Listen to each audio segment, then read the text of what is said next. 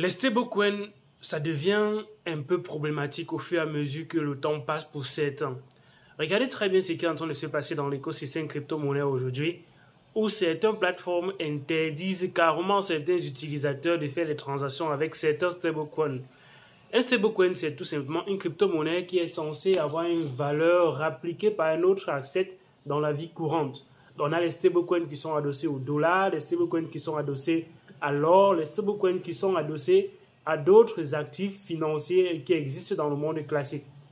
Mais le problème, c'est que ces stablecoins parfois sont centralisés pour certains et il y a d'autres qui sont maintenant un peu décentralisés. Les stablecoins comme le USDT, les BUSD, le USDC, les GUSD ont des entreprises derrière qui garantissent l'émission de ces stablecoins et à un moment donné, ça peut poser problème. Regardons très bien ce qui est en train de se passer dans l'écosystème actuellement avec la plateforme Tornado Cash, qui est une plateforme qui permettait de faire ce qu'on appelle un mixeur de crypto-monnaies, qui pour un peu brouiller les pistes par rapport à l'envoi d'une crypto-monnaie au point de destination. Je vais envoyer la crypto-monnaie d'une adresse A à une adresse B. Je fais donc la transaction, mais quand ça arrive à l'adresse B, on ne sait pas exactement que c'est parti de l'adresse A, parce que derrière, il y a un mécanisme qui a permis de brouiller les pistes, de mixer la crypto-monnaie avec d'autres, et on ne sait pas finalement laquelle est arrivée chez la personne qui va recevoir la crypto. Donc du coup, ça peut, les États-Unis ont sanctionné cette plateforme et ça a été répliqué en boucle par d'autres écosystèmes, que ce soit les plateformes comme Anchor Protocol, que ce soit les plateformes comme AV Finance, les plateformes comme Uniswap et bien d'autres plateformes ont blacklisté les adresses qui provenaient de cet écosystème. Et ça montre encore comment on est dans une hyper centralisation et que les actions ne sont pas assez décentralisées que ça. Mais imaginez-vous par exemple, vous avez stabilisé votre crypto-monnaie en un stablecoin et vous étiez encore à l'abri en disant « Ok, j'ai ça dans mon portefeuille ». Mais le simple fait que ça peut être provenu de cette plateforme-là, on va donc blacklister votre adresse et la crypto-monnaie qui sera dans votre portefeuille. Vous ne pourrez pas faire les transactions avec ce BUSD-là, avec ces crypto-monnaies dans votre portefeuille et c'est donc mauvais. Quels sont donc les types de stablecoins qu'il faudrait avoir dans son portefeuille? Est-ce que la crypto-monnaie même, à un moment donné, toute crypto-monnaie ne peut pas avoir cette hyper-centralisation, avoir ces blacklists qui arrivent à un moment donné et ça fait en sorte que vous restez vous restez avec une crypto-monnaie qui est inutilisable simplement parce que ça a été blacklisté. Ça remet en question encore les questions de décentralisation de la crypto-monnaie dont j'évoque parfois sur la chaîne. Certaines plateformes sont encore hyper centralisées. Même les plateformes de finances décentralisées ne sont pas aussi décentralisées qu'on le pense. À un moment donné, sur PancakeSwap, on a bloqué, on a interdit un certain nombre d'adresses de pouvoir faire des transactions. Ça montre comment dans certaines plateformes, on est encore centralisé. La décentralisation, ce n'est pas forcément déjà le cas dans l'écosystème crypto-monnaie parce que les plateformes avec lesquelles on interagit sont centralisées, comme j'explique tantôt, avec les équipes qui dirigent, qui gèrent derrière et avec les personnes qui prennent les décisions, qui parfois ne prennent pas les décisions en tenant compte de ce que la communauté, les porteurs du projet, ceux qui ont la crypto-monnaie décident.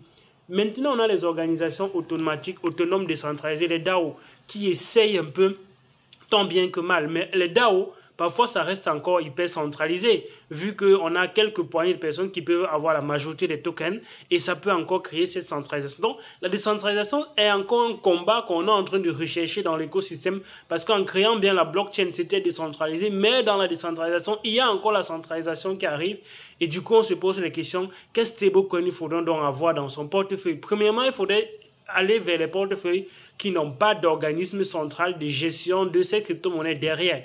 Et quels sont ce type de stablecoin? On a le DAI qui reste en premier, qui va donc en premier, parce que derrière, c'est quelque chose qui est décentralisé, c'est créé par un algorithme qui est backé derrière par l'Ethereum, et ça peut être encore décentralisé parce qu'on n'utilise pas la monnaie fiat pour créer cela. Et quand on n'utilise pas la monnaie fiat pour créer cela, on peut donc éviter les sanctions qui vont être imposées par les organismes derrière qui émettent ces monnaies fiat-là.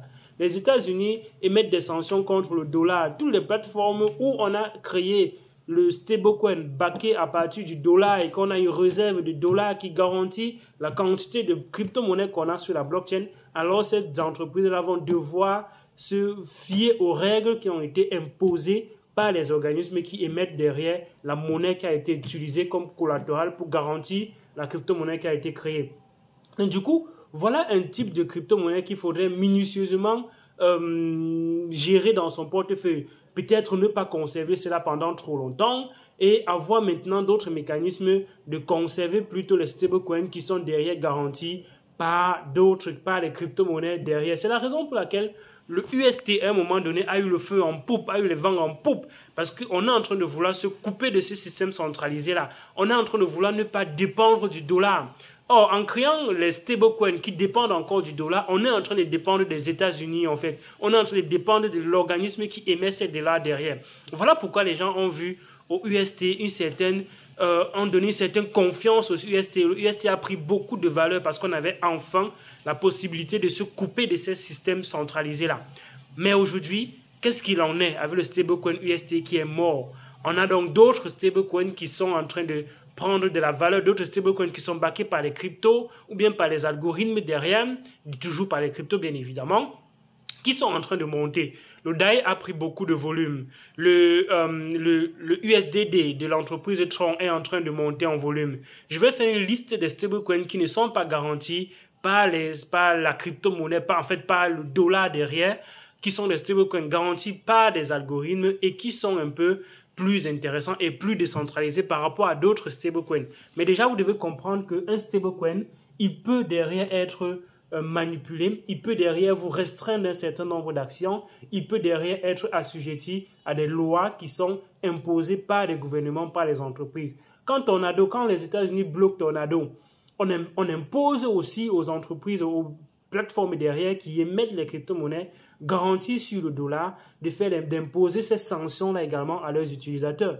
Et voilà pourquoi, avec le USDT, le BUSD, le GUSD de Gemini et bien d'autres USD comme ça qui sont centralisés, ils peuvent bloquer carrément les adresses à un moment donné. Quand on lit dans le smart contract comment c'est écrit, effectivement, il y a des mécanismes de bloquer. Et parfois, on peut même geler les comptes de certaines adresses simplement parce que les organismes ont imposé ou bien ont donné des lois pour demander qu'on gèle certaines adresses, par exemple, qui ont été impliquées dans certaines accusations, dans certains faits. On va geler les comptes, par exemple.